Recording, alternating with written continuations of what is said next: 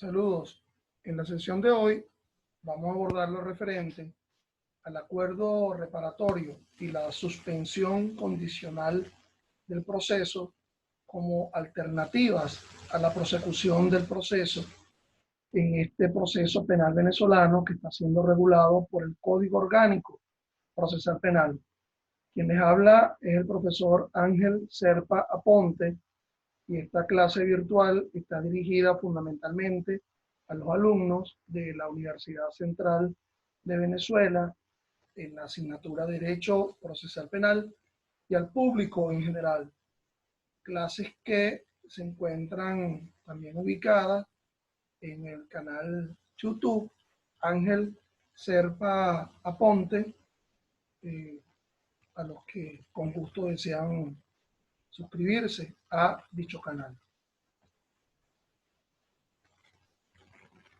Las alternativas a la prosecución del proceso en el proceso penal venezolano ya se habían abordado en otras de estas clases virtuales, pues ya lo habíamos tratado de alguna forma en estas clases virtuales. Habíamos asomado la idea de que las llamadas alternativas a la prosecución del proceso sustituyen de alguna forma el desarrollo, el íter procesal normal de ese proceso en su fase preparatoria, fase intermedia, y las razones para la existencia de las llamadas alternativas a la prosecución vienen dadas inclusive por razones de carácter criminológico, la posibilidad de la llamada rehabilitación del procesado, que no se encauce exclusivamente en un desarrollo, digamos, ortodoxo de ese proceso, sino que podamos contar con la posibilidad de dichas alternativas a los efectos de lograr al final del camino el llamado sobreseimiento de dicho procesado. Si de alguna forma accede a estas alternativas a la prosecución. Es decir, decía yo en aquella oportunidad que en el ejercicio de dichas alternativas a la prosecución, que no deben ser interpretadas como alternativas al inicio, al accionar, porque se supone que si la denominación es alternativas a la prosecución, pero ya este proceso se inició de alguna forma, pero que se alterna su desarrollo. Y en lugar de propiciar el dictado de un auto de apertura a juicio o al final del camino de ese juicio oral y público, una sentencia condenatoria o absolutoria, si fuere, sino que con las alternativas lo que se conduce es a la posibilidad de la extinción de la acción penal por vía de una decisión de sobreseimiento. Es decir, a ese sobreseimiento se le puede llegar por la declaratoria con lugar de una excepción que haya interpuesto la defensa, sobre todo la excepción de acción promovida ilegalmente conforme al 28.4 del COP, bien sea que oficiosamente lo haya decidido el juez, conforme lo establece el artículo 313, 314, en la fase intermedia, en la audiencia preliminar, y por qué no decirlo, porque también es posible, conforme al artículo 33, que el sobreseimiento haya sido decidido en la fase de juicio, cuando se den la circunstancia vinculada a la existencia de una cosa juzgada o a la prescripción de la acción penal. Pero a dicha decisión de sobreseimiento también se le puede acceder, la llamada fuente para accesar a dicha decisión de sobreseimiento, por el cumplimiento de una de esas alternativas. Ya en otra clase hemos abordado de esas alternativas el llamado principio de oportunidad. Ese principio de oportunidad que tiene coligado, que tiene incorporado dentro de sí el supuesto especial descrito en el artículo 40 del COP, que es la llamada delación. Entonces, en la medida de lo que esta clase virtual me lo permita, iremos a abordar dos de dichas alternativas, es decir, distintas al principio de oportunidad. Esas otras alternativas sería el acuerdo reparatorio y la llamada suspensión condicional del proceso.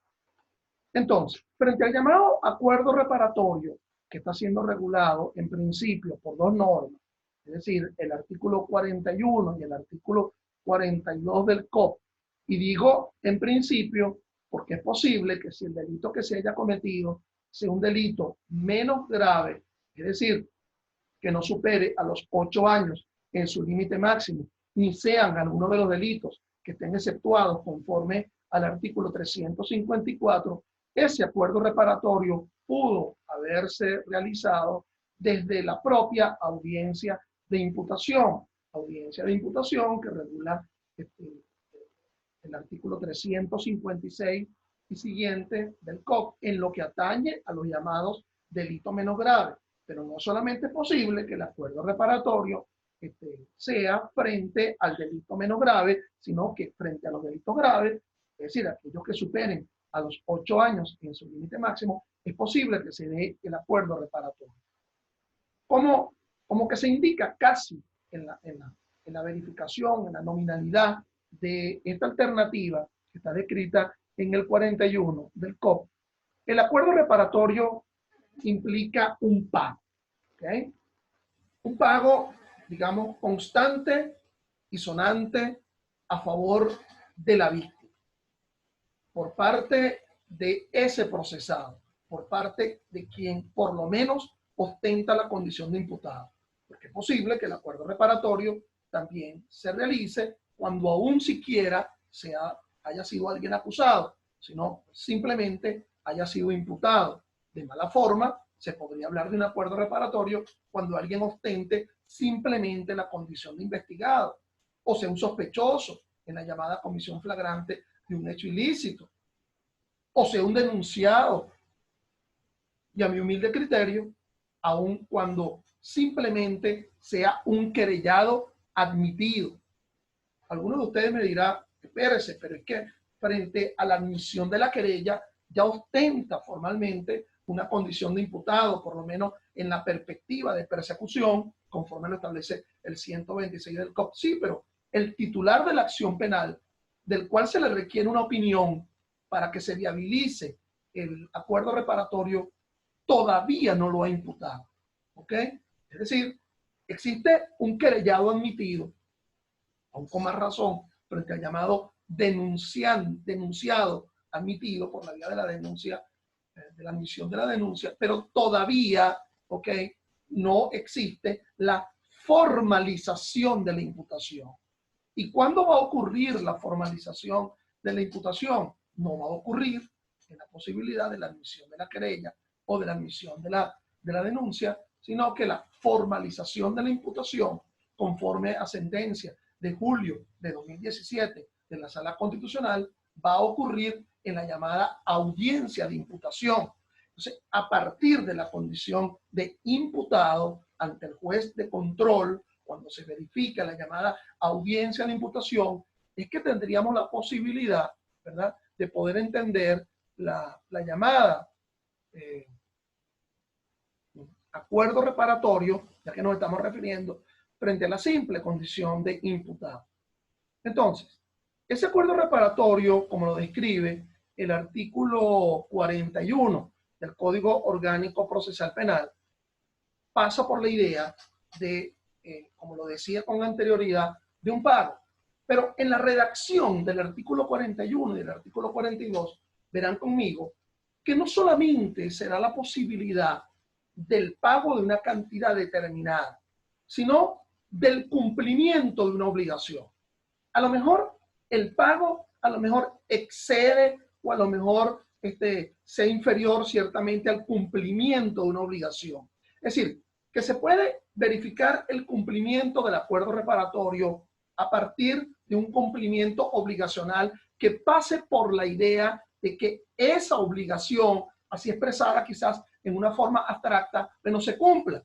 Como por ejemplo, cumplir con la cancelación absoluta de los gastos médicos, por ejemplo. ¿Okay? Por otra parte, hay que entender, como lo reitera el 41 y el 42 del COP, que el acuerdo reparatorio extingue la acción penal, pero no extingue dos figuras, dos institutos que se pueden verificar en conformidad con el ejercicio, con la comisión de un delito. Es decir, el llamado hecho ilícito que se verifica en el artículo 1185 del Código Civil. Recuerden que las obligaciones civiles fundamentalmente se estructuran en la idea de su cumplimiento, bien sea por la llamada comisión del hecho ilícito, y de allí se deriva el pago, pues, es decir, la cancelación de obligaciones materiales o de obligaciones materiales o morales por los resultados, o la resulta de esa realización de ese 1185, el llamado hecho ilícito, pero también surge del llamado incumplimiento contractual. Aquí se mete también la posibilidad de ese cumplimiento obligacional en el mundo del derecho civil por la llamada culpa aquilina o culpa aquiliana, que sería la responsabilidad civil que tiene el patrón por lo que realicen sus dependientes, y que también podría ser la responsabilidad del padre, de quien asuma la guarda, la custodia, los mecanismos que establece la LOGNA frente a lo que haya realizado un menor de edad. En cuanto a obligación civil, recordemos que esa acción civil derivada de hecho ilícito penal también lo regula el propio Código Penal, pero que también en el Código Orgánico Procesal Penal se establece como procedimiento especial el procedimiento especial por la acción civil derivado de hecho ilícito penal. Ese procedimiento especial que establece el COP, que va a ser instaurado una vez que se tenga una sentencia condenatoria definitivamente firme ante un tribunal de juicio penal. Si yo no tengo una sentencia condenatoria definitivamente firme, bueno, no podré acudir a la posibilidad de la llamada acción civil ante el tribunal de juicio civil, pero pudiera acudir ante un tribunal civil. El tema frente al tribunal civil no es relevante que lo que haya resultado haya sido una sentencia de sobreseimiento o una sentencia condenatoria. Es decir, porque para instaurar la acción civil ante el juez de juicio penal es para lo cual se requiere una sentencia condenatoria que como título monitorio sustente la demanda. Pero en el caso de los tribunales civiles, pues no es necesario la llamada sentencia condenatoria. Es decir, perfectamente pudiera ser que alguien sea sobreseído en el ámbito penal y sea condenado en el ámbito civil. Bueno, ¿por qué? Bueno, porque el sobreseimiento en el ámbito penal ha ocurrido por vía de la llamada prescripción, el transcurrir del tiempo. Y la prescripción en el mundo del derecho penal es distinta de la prescripción en el mundo del derecho civil. Recordemos que en el mundo del derecho civil está la llamada prescripciones reales, prescripciones personales, 10, 20 años, que superan abiertamente la prescripción que se establece en el Código Penal para la prescripción de la llamada acción penal. En todo caso, el acuerdo reparatorio está concebido para la llamada extinción de la acción penal. Y eso tiene que saberlo quien de alguna forma pretenda acceder al llamado acuerdo reparatorio. Por otra parte, el acuerdo reparatorio se homologa ante un tribunal, ¿okay? Ante un tribunal penal, que pudiera ser el tribunal de control o que pudiera ser el tribunal de juicio, si el acuerdo reparatorio ha ocurrido en oportunidad vestibularmente del inicio del juicio oral y público. Entonces, ese acuerdo reparatorio solo puede versar en los dos tipos de delitos que señalan el numeral 1 y el numeral 2 del artículo 41 del COP. Es decir, numeral 1, el hecho punible recaiga exclusivamente sobre bienes jurídicos disponibles de carácter patrimonial. Es decir, aquí se tiene que acentuar qué es lo que se está afectando por la comisión del delito. En la comisión del delito se está afectando bienes jurídicos. Y entonces, ese bien jurídico que se está lacerando, afectando por la comisión del delito susceptible a ser reparado, está afectando objetos pasivos que pueden ser disponibles. Es decir, la noción de bien jurídico disponible, pero también el llamado objeto pasivo. A ver, la propiedad. La propiedad es francamente disponible. El bien jurídico propiedad. Se dice que el bien jurídico es la relación jurídica que se estructura entre un titular de derecho, que en este caso sería la víctima ofendida o ofendido por el delito, con respecto a una persona. Bueno, la propiedad es disponible. Alguien puede vender, ceder, novar, dar en comodato su propiedad. Ahora, claro, si la propiedad es el único bien jurídico que ha sido afectado por el delito. Porque si ese delito es un delito pluriofensivo, porque se ha afectado más de un bien jurídico, no solamente propiedad, sino integridad corporal, ¿okay? Sino libertad ambulatoria, por ejemplo en el secuestro, y la libertad ambulatoria no es susceptible de ser disponible en los delitos contra la cosa pública. La propiedad pública se ha afectado, pero también se ha afectado la llamada lealtad funcionarial, es decir, la vinculación que existe frente al funcionario o al empleado que administra, guarda o custodia. Hay normas que establecen específicos acuerdos reparatorios. Por ejemplo, el Código Orgánico Tributario, frente a los llamados delitos que se derivan del propio Código Orgánico Tributario. Establece la posibilidad, bueno, que se extinga la acción penal por la cancelación del llamado acuerdo reparatorio. El otro tipo de delito que es susceptible de ser reparado por la vía del acuerdo reparatorio, conforme al numeral segundo del artículo 41, es en los delitos culposos contra las personas. Recordemos cuál es la filosofía que trasuda, que hay presente, ¿verdad? Detrás de la sanción de los llamados delitos culposos. En los delitos culposos se indica que, ¿por qué se sanciona el delito culposo? Bueno, porque se ha incumplido el llamado objetivo deber de cuidado. No se encuentra como en los delitos contra las personas de contenido intencional o doloso, bueno, en donde se tiene el albedrío de alguna forma como sustento, ¿verdad? Para la sanción, teniéndose la posibilidad de adoptar lo malo y lo bueno. Bueno, me fui por lo malo y me perdonan lo maniqueo de la explicación. Entonces, el sustento es el llamado incumplimiento del objetivo deber de cuidado. Recuerden ustedes que existen delitos culposos no solamente contra las personas, ¿verdad? Recuerden que existen delitos culposos, por ejemplo, contra la propiedad, por ejemplo, el llamado peculado culposo, por ejemplo, la llamada legitimación culposa de capitales, esa que está regulada en el artículo 35 de la Ley Orgánica contra la Delincuencia Organizada y el Financiamiento del Terrorismo. Pero aquí nos estamos ubicando exclusivamente en los llamados delitos culposos contra las personas. Desde el homicidio culposo, que está descrito en el artículo 409, bueno, a las lesiones levísimas culposas, ubicadas, ¿verdad?, en esa relación del 409, perdón, 409, cuando lo mencionaba anteriormente, era en su vinculación con respecto al artículo 420. En realidad, el homicidio culposo está descrito en el artículo 420, pero las llamadas lesiones está vinculado, bueno, el homicidio culposo en el artículo 409 del Código Penal, y las lesiones culposas están ubicadas en el 420 en su relación con los artículos 413 y siguientes del Código Penal. Entonces, bueno, toda esa escalera de ilícitos, ¿verdad?, en las cuales se realizan por imprudencia, por negligencia, por impericia, por desatención normativa.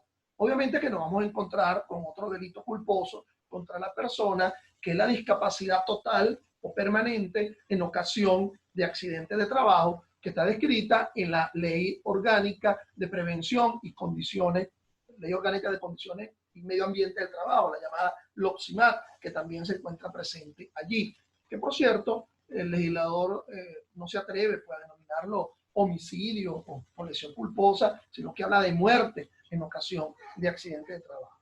Entonces, lo que no pudiera estar presente, ok, allí, en el acuerdo reparatorio, sería el dolo eventual, el homicidio a título de dolo eventual, porque si de alguna forma, con la famosa sentencia 490 del año 11 de la Sala Constitucional del Tribunal Supremo de Justicia, bueno, ya se asevera que quien cometa un delito contra las personas a título de dolo eventual lo está haciendo con dolo, entonces no estaría dentro de la cápite, pues, de la culpabilidad culposa, que es la que de alguna forma exige el numeral segundo de ese artículo 41 del COP.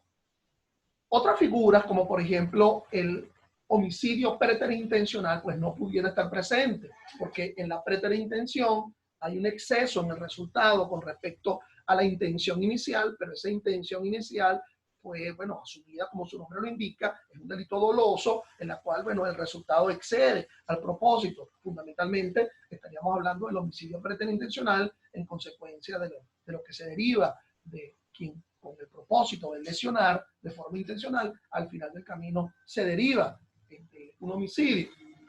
En el llamado homicidio concausal, bueno, aquí es distinta, ¿verdad? Asumiéndose la idea de que quien ha realizado la concausa, bueno, haya estado presente una culpabilidad culposa o dolosa. Porque puede ser que yo inicialmente tengo el propósito de causarle la muerte a alguien, pero ese medio era inidóneo, pero se adminicula, se vincula a la actuación de otro, a la acción de otro, y a lo mejor ese otro actúa de una forma culposa. Bueno, entonces en ese que estaría actuando de forma culposa sería posible perfectamente el llamado acuerdo reparatorio. De igual forma, es posible el acuerdo reparatorio frente a delitos realizados de forma plural, es decir, el llamado litisconsorcio pasivo, es decir, que puede haber sido que muchos hayan intervenido en ese acuerdo, en ese delito, bien sea como autores o bien sea lo que se denominan partícipes, ¿ok? En la comisión del hecho.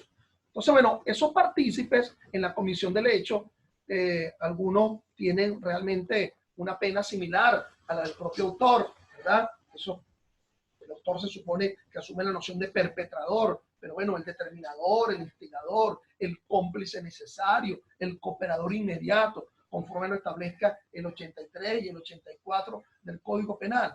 Pero esos acuerdos reparatorios se van a asumir en una voluntad de carácter individual. El litisconsorciado pasivo no podrá comprometerse a una cancelación frente a otro litisconsorciado pasivo. Es decir, el coautor no podrá comprometerse, no podrá incorporar el acuerdo reparatorio que vaya a cancelar el otro litisconsorciado, ¿ok? Ese otro que ha participado en la realización del hecho.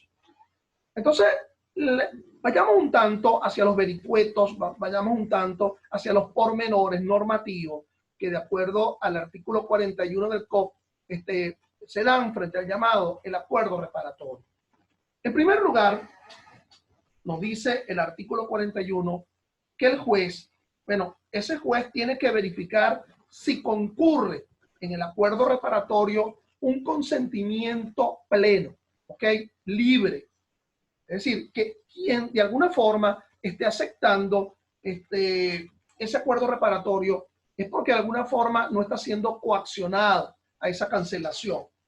Porque si no, mis estimados, estaríamos en presencia, en primer lugar, bueno, algo así como el llamado pago de lo indebido. Pero en todo caso, ha de asumirse la idea de que es con ocasión de un delito, ¿ok? Y sobre todo, asumiéndose que el acuerdo reparatorio no solamente se verifica a partir de la concreción de un convencimiento, que sería con la interposición de una acusación, en donde se verifica un supuesto de hecho, donde se verifica el hecho acusado, se está verificando que el supuesto de hecho del delito que se califica concuerde perfectamente con respecto al hecho que se acusa, la atribuibilidad, la existencia de elementos de convicción y de prueba, porque también es posible el llamado acuerdo reparatorio en una fase tan inicial como la fase preparatoria, a partir de la simple imputación.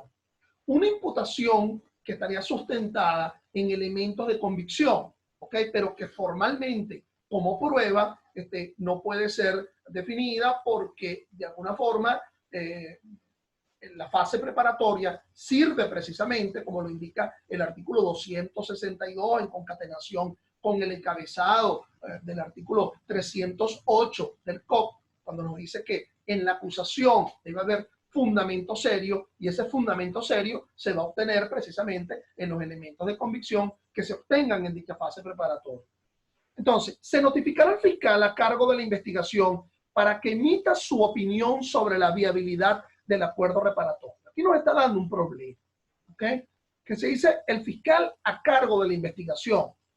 Pero pudiera ser que ese fiscal en el propio desarrollo de la investigación se ha cambiado, se ha sustituido por otro. Y entonces, ¿ante quién se va a solicitar la opinión sobre la viabilidad del acuerdo reparatorio? Mi humilde criterio debería ser, es fundamentalmente, que a fin de cuentas es el fiscal que está acusando. ¿Okay? Pero recuerden ustedes que también esa fiscalía pueden haber plurales intervenciones en una acusación. Hay principios que regulan a los actos procesales. Hay el principio, ¿verdad?, de individualidad de los actos procesales. No puede existir más de un acto procesal similar en el mismo proceso. Eso trae incerteza. ¿Okay? El llamado principio de individualización del acto procesal. Ustedes me dirán, pero bueno, pero es que si hay dos acusaciones, entonces no se está cumpliendo con el principio porque la víctima acusó con su acusación particular propia. Bueno, me está dando la respuesta. No hay dos tipos de actos procesales similares, porque la acusación particular es distinta a la acusación pública. Sin en primer lugar, pasa por la idea de quién asume la legitimidad, la titularidad de la acusación. Pero hay otro principio que se llama el principio de identidad. Significa que los actos procesales debe conocerse quiénes participan en dichos actos procesales. Y pudiera ser, como se da de manera constante, que en una acusación haya sido suscrita, haya sido interpuesta por el fiscal segundo nacional en concatenación con el fiscal cuarto del circuito judicial del área metropolitana de Caracas. Entonces, dos han sido los que han presentado la misma acusación, similar acusación. Entonces se dice pedir la opinión. Bueno, tendrá que pedirse la opinión de los dos, ¿ok? La opinión de los dos. En todo caso, esa opinión del fiscal sobre la viabilidad del acuerdo reparatorio no conduce a una determinación por parte del juez de control o el juez de juicio, si fuese aquel el que está homologando el acuerdo reparatorio. Ese juez de control pudiera apartarse de la opinión contraria por parte de él o de los fiscales.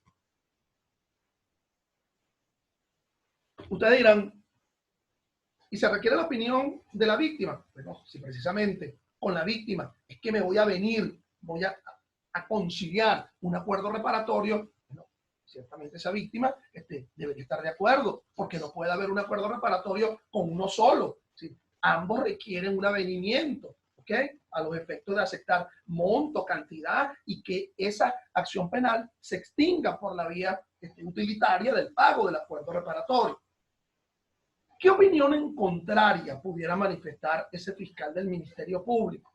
Bueno, pudiera que su opinión verse sobre la no reparabilidad con respecto a ese monto. Le parece exiguo ese monto con respecto a lo que realmente representa haber cometido ese delito. Y el problema del monto, mis amigos, es un eterno problema, porque ni el Código Orgánico Procesal Penal establece, y entonces las pautas, un tanto para la fijación del monto, están vinculadas a un tema de razonabilidad, a un tema de logicidad, y que de alguna forma se arrima a la llamada teoría de las obligaciones. ¿Ok? Entonces, el llamado, el daño material, entonces, o el daño moral, ubicándose por la idea del lucro cesante, el daño emergente, ¿ok? Sí, la potencialidad que se tenía frente a la no aflicción del bien jurídico, que hubiese pasado si no se hubiese afligido, lacerado ese bien jurídico de esa forma, cuál sería la potencialidad futura. Entonces, obviamente que ello tendría que establecerse frente al caso en concreto y la opinión en contraria con respecto a ese fiscal pudiera versar sobre lo exiguo, pudiera versar sobre que ese tipo de delito no es un delito que sea reparable, ¿ok? O pudiera ser que ese fiscal indique si se está presentando el acuerdo reparatorio es en fase preparatoria frente a la simple imputación. Sí, ciertamente yo imputé, pero todavía no tengo ese convencimiento que me hace presentar un acto conclusivo. Todavía el criterio de investigación por parte del Ministerio Público me conduce ni a un convencimiento negativo a solicitar un sobreseimiento, ni a un convencimiento positivo a solicitar a presentar una acusación. Y todavía el tema, la problemática con respecto al archivo fiscal no se encuentra presente, es decir, el tema de la llamada imposibilidad coyuntural, ¿verdad?, de obtener la prueba, que es lo que de alguna forma sustentaría el llamado acuerdo reparatorio. Perdón, el decreto de archivo fiscal. Pero como lo indiqué, esa opinión en contraria pues no vincula de alguna forma al juez, siendo que ese juez va a una pauta de razonabilidad, atendiendo a los elementos que conforman el acuerdo reparatorio. Y a fin de cuentas, mis amigos, recordemos que ese acuerdo reparatorio es la forma como se instrumentaliza lo que el 30 de la Constitución establece, que el poder público está en la obligación de propiciar la sanción y la resarción frente a la víctima. Por fin alguien se ocupa de la víctima. Es decir, esto yo no sé por qué se llama derecho criminal, sino esto debería llamarse derecho victimal, si a fin de cuentas es la víctima la que ha sido ofendida por el delito. Y eso de que dice el 30 de la Constitución, de la llamada sanción y resarción, de forma concreta, ya lo está señalando el llamado acuerdo reparatorio en favorecimiento de esa víctima, que puede ser un niño, que puede ser un adulto, que puede ser una persona jurídica de derecho público o de derecho privado. Entonces, y que obviamente la manifestación de la conformidad con respecto al acuerdo reparatorio en el caso de la persona jurídica, bueno, obrará por parte del llamado representante estatutario. Imagínate tú que el delito haya sido cometido precisamente por uno de los socios, y ese socio es el que representa a esa persona jurídica por la designación estatutaria. Entonces, de mala forma, sería el propio socio quien tendría que asumir la doble función de víctima y victimario. Es decir, la condición de víctima obraría frente al socio restante, ese socio residual que de alguna forma se vio afectada por la actuación del socio representante estatutario en la llamada comisión del delito. Entonces, ese acuerdo reparatorio que se verifica a partir de la presentación de la acusación pasa porque el que va a reparar, el acusado, admita los hechos. Por lo tanto, es necesario que cuando se dé la llamada admisión de los hechos, se manifieste que si es a los fines de la llamada imposición inmediata de la pena, artículo 375 del Código Penal, o es a los efectos de el pago, el cumplimiento de un acuerdo reparatorio. Aquí juega un papel fundamental una sentencia de la Sala Constitucional, que le hemos referido en otro de estos cursos virtuales, ¿verdad?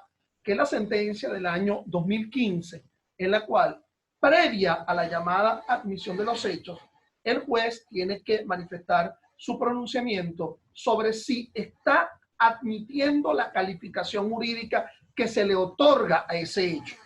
Porque pudiera ser que en la acusación que está asumiendo el fiscal del Ministerio Público se hable de hurto de vehículo automotor. El llamado hurto de vehículo automotor es perfectamente posible que sea reparable porque es inofensivo, es decir, se está afectando un solo bien jurídico, la propiedad, pero pudiera ser que el juez discrepe de esa calificación e indique, no, mire, no, considero que no es hurto de vehículo automotor, aquí lo que estamos en presencia es de la llamada robo de vehículo automotor, hacer un delito pluriofensivo y afectar la libertad de alguna forma o la integridad personal, en lo que aflige el llamado robo de vehículo automotor conforme a la ley contra el hurto y robo de vehículo automotor, pues no sería susceptible del llamado acuerdo reparatorio.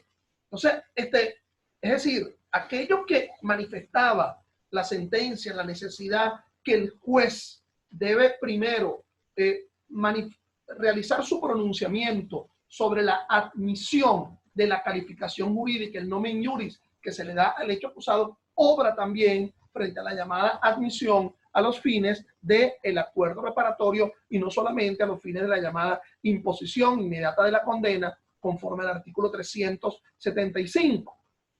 Fíjense que la norma también establece que varias víctimas pueden haber sido ofendidas por el delito y la norma establece en el 41 que se pueden suscribir tantos acuerdos reparatorios como víctimas. Es decir, puede ser que un procesado asuma el acuerdo reparatorio frente a la víctima A, frente a la víctima B, frente a la víctima C, porque estamos en presencia de un delito masa, es decir, un delito que se ha realizado frente a plurales víctimas, por ejemplo, una estafa continuada.